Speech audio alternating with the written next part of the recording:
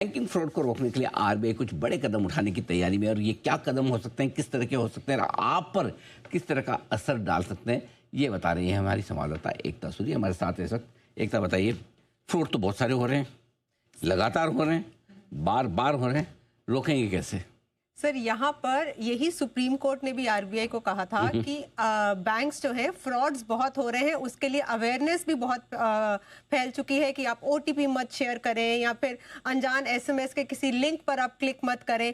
लेकिन यहाँ पर सवाल ये है कि अगर लोगों ने फ्रॉड में अपना पैसा गंवाया है तो वो वापस नहीं मिलता या फिर बहुत देरी से वापस मिलता है। इसलिए सुप्रीम कोर्ट ने भी कहा कि आरबीआई से आप एक ऐसा सिस्टम जो है आप डेवलप करें कि फ्रॉड में जो पैसा वापस गया है वो लोगों को तुरंत वापस मिले, ऐसे उनको चक्कर ना काटने पड़े। और मॉनेटरी पॉलिसी की प्रेस कॉन्फ्रेंस में भी गवर्नर ने कहा कि ऐसे सिस्टम पर विचार चल रहा है। अब वो विचार क्या है कि अगर बैंकिंग के सूत्रों की माने तो जो ट्रांजैक्शंस हैं वो स्लो हो सकती हैं।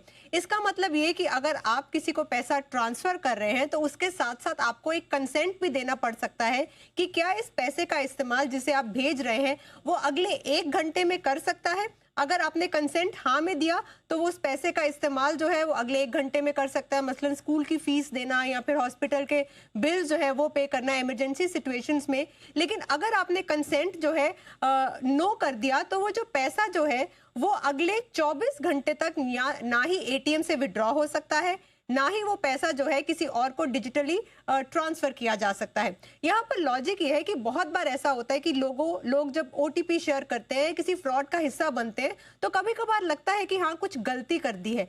यहाँ पर बैंक्स का ये मानना है कि जब 1 घंटे में अगर उन्हें सचेत वो हो गए कि हाँ हमारे साथ फ्रॉड हुआ है तो पैसा ट्रेस करना आसान होगा, क्योंकि पैसा जो है वो सिस्टम में ही रहेगा। अगर आपने कंसेंट नो दिया यानी कि उसे ट्रेस किया जा सकता है कि वो किस अकाउंट में है। अगर किसी ने उसे एटीएम से विड्रॉ नहीं किया या फिर उसे अमेजोन से जाकर मसलन ऑनलाइन शॉपिंग नहीं की या फिर आपने उसे किसी ट्रांसफर नहीं किया तो पैसा जो है उसे वापस मिलने के चांसेस हैं। इसलिए बैंक्स जो है ऐसे सिस्टम पर विचार करें कि ट्रांजैक्शंस जो है स्लो कर दी जाए, लेकिन हाँ विद कंसेंट।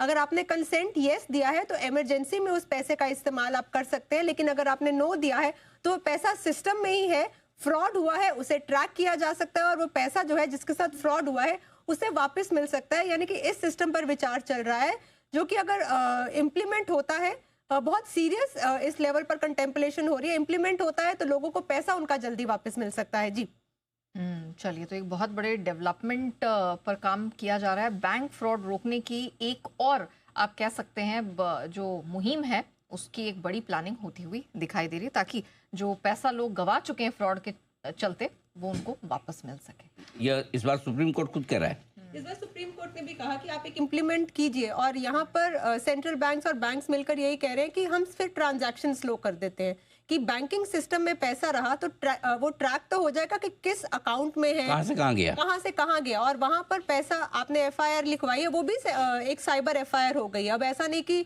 पैसा अगर आपको कॉल गुजरात से आया है, आप दिल्ली में रहते हैं, पैसा जो है मध्य प्रदेश में किसी अकाउंट में गया है, तो कहाँ पर आप एफआईआर लिखवाएं। तो एफआईआर भी डिजिटल हो गई है। उस एफआईआर के बाद कानूनी तौर पर आपने अगर अपनी कंप्लेन दर्ज की है तो सिस्टम में पैसा है, भले ही वो किसी भी अकाउंट में हो, वो पैसा वापस मिलने के चांसेस हैं। इसलिए ट्रांजैक्शंस जो है स्लो, 1 घंटे का आपने कंसेंट दे दिया यस तो आप इमरजेंसी में फंड्स इस्तेमाल करें, नो दिया तो 24 घंटे तक तो वो एटलीस्ट सिस्टम में ही है।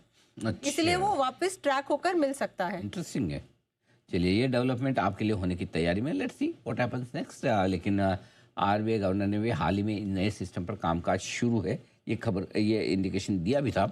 और पॉलिसी भी इस बार जब आरबीआई गवर्नर साहब दे रहे थे तो पॉलिसी के अंत में भी उन्होंने ये बात बोली भी थी। आखिर में यही कहा था कि हम कस्टमर सर्विसेज पे और साइबर सिक्योरिटी पे बड़ा फोकस कर रहे हैं। और जब मैंने इंटरव्यू किया था उनका पॉलिसी से पहले, तब भी इस बात पर उन्होंने बहुत फोर्स और फोकस किया था कि नहीं, ये जो साइबर सिक्योरिटी है ये बहुत ज़रूरी है दोनों के लिए, बैंक्स के लिए भी और बैंक के कस्टमर्स के लिए भी। और उस पर काफ़ी तेज़ी से आरबीआई काम कर भी रहा है, इसमें कोई शक नहीं।